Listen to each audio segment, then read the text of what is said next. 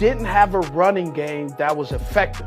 And then you put all of everything on Dak Prescott. And I don't believe Dak Prescott can't. I believe he can handle it. I don't believe the offense of the Cowboys can handle not having a good running game.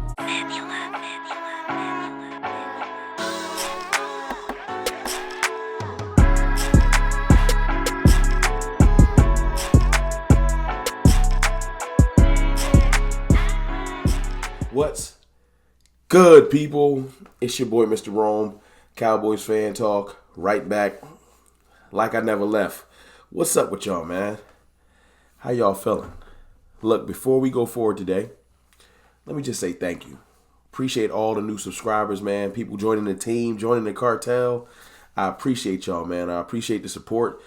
That's the Cowboys fan talk cartel for any confusion. I appreciate the love, man. Definitely, man. And if you hear that little twinge and, you know what I'm saying, I've been fighting this head cold for like 4 or 5 days, but got to get this content out for my people, so I am here.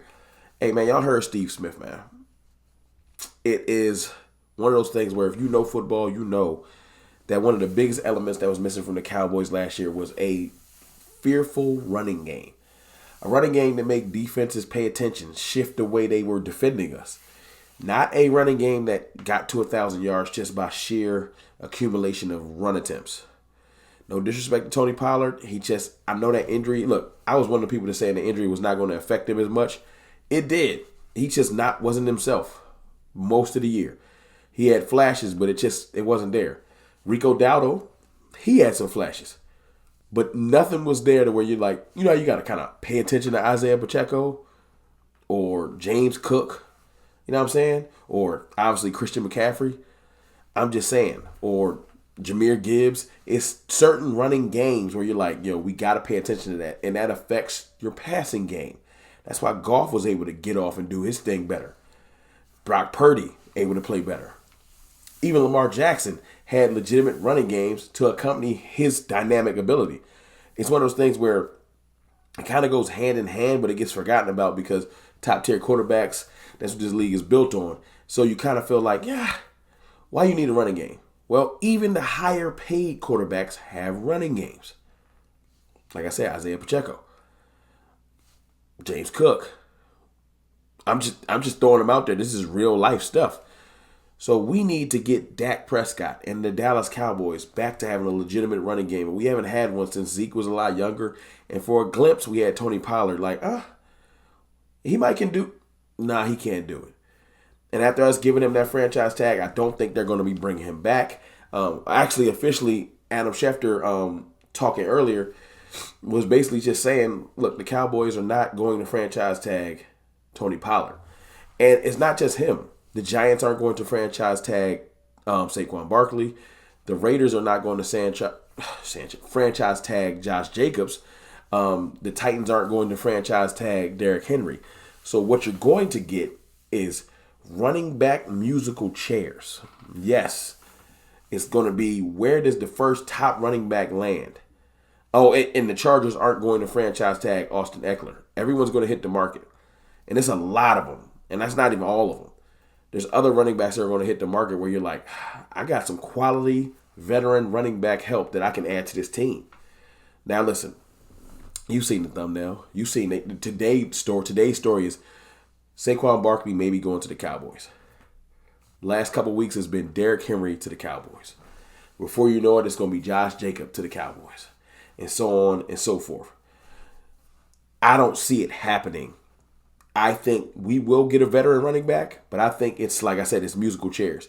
It will be the running back that can fit what we're trying to do, that's kind of left standing. We're not going to come out. I don't care what Jerry talking about. Stephen Jones ain't letting it go down. We ain't going to come out and sign no running back to $10 million. We did that. We paid Zeke all that money, still owe Zeke $6 million in dead money. That's a fact. That's not just me talking.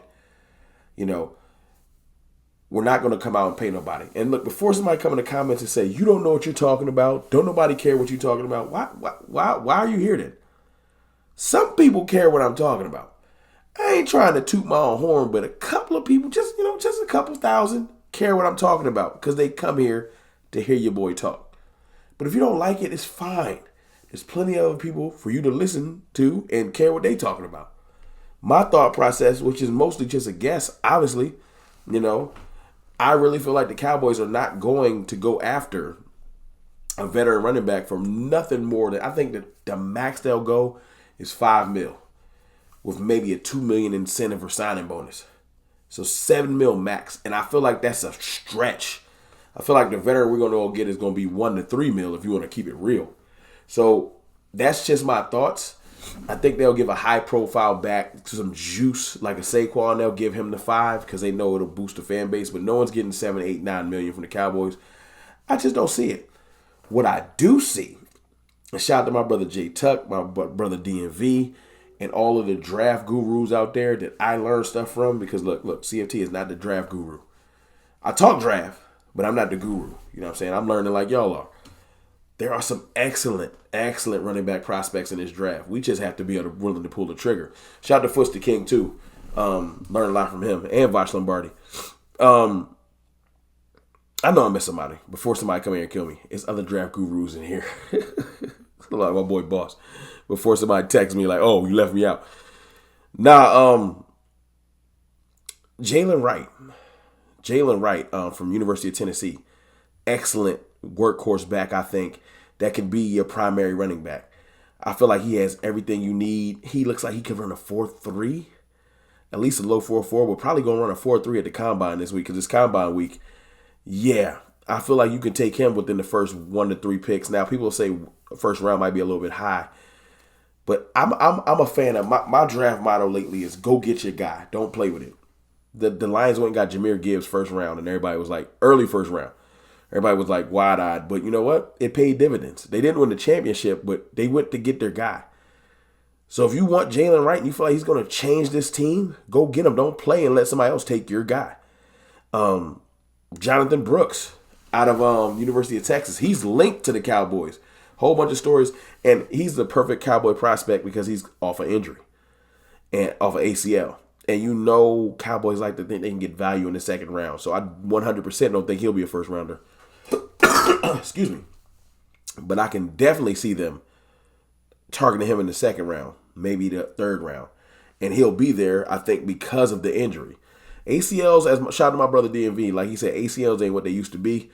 And people do recover well from them. That's a conversation for another day. Maybe we'll do an entire video on Mr. Brooks. But you got him. You got Braylon Allen, which is like I don't want to call him a Derrick Henry clone, but he definitely is the biggest bruising type back of this draft. But from what I understand, he's not necessarily just a bruiser. He's a good, sturdy workhorse back. There's some detractors on him saying he doesn't always fall forward and stuff like that. Trey Benson does. So you got Trey Benson, you got Bucky Irving, you got running backs. And I know I left some out, but you have running back options. Blake Corum, where you can go get a young back. And the reason why I have both on the thumbnail is because I feel like you go out there, you get your veteran in free agency, you get your veteran, you insulate yourself. So if a Josh Jacobs is still around and you can sign him for a lower deal, DeAndre Swift's going to be a free agent. There's a lot of people. I don't know if we're going to go get him. You know what I'm saying? I'm just throwing it out there that there's going to be a lot of veteran running backs out there, quality ones. And I think one, maybe two, it's usually 1 or 2 is going to break the bank. That means like 7 or 8 are going to be left over, still trying to find jobs, still wanting to get on that big stage. And 100% one of them will come to Dallas for a lower deal to get on that big stage and show what they can do. So you get a back like that, and then you draft one. But it gives you the insulation that if one ain't there, you don't have to necessarily force it. You still take one, but you might not force take it super early. But if you want to know what CFT want to do, I want a veteran running back regardless, no question. But I want to put most of my juice behind the young boy. I do. I would love a Jalen Wright. I do. I like it. Jonathan Brooks, before he got hurt, he looks like the real deal too. I want someone that can come in and be a workhorse. Shades of Zeke Elliott. That's what I miss. Zeke was a free agent too, but I know y'all ain't trying to hear that. My point is, go get your guy. Go get your guy. You heard what Steve Smith said, man. This team, that element to our offense was missing. Our offense was dominant, but nobody respected our run game. And you got to tell yourself that. That's the truth. Nobody respected it. Let's make the run game regain its respect, and it'll make our offense even more dangerous. But look, it's your boy, Mr. Ron. Y'all let me know y'all feel in the comments about signing one of them veterans, Saquon or anybody like that. But also tell me, what's your favorite rookie prospect in this draft? And we'll start doing more draft videos coming up here since it's Combine Week. It's your boy, Mr. Ron. I holla.